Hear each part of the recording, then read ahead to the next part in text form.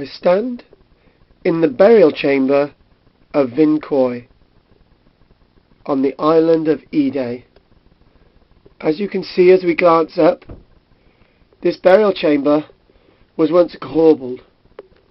The roof lintel has long since been taken away. The site was first excavated in 1857. The archaeologists excavating this site uncovered a plan of chambers that lead into conical shaped hives.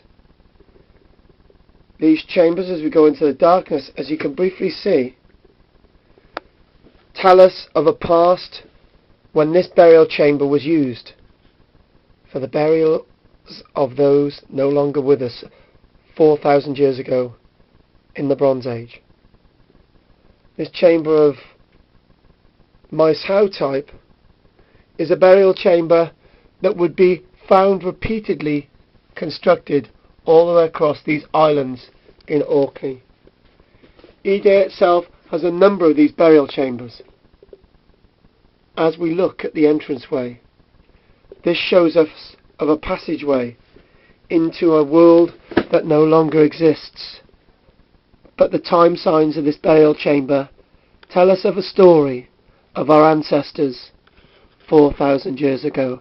KARL-JAMES LANGFORD reporting for Archaeology Cymru on Eday at the burial chamber of Vinqouy.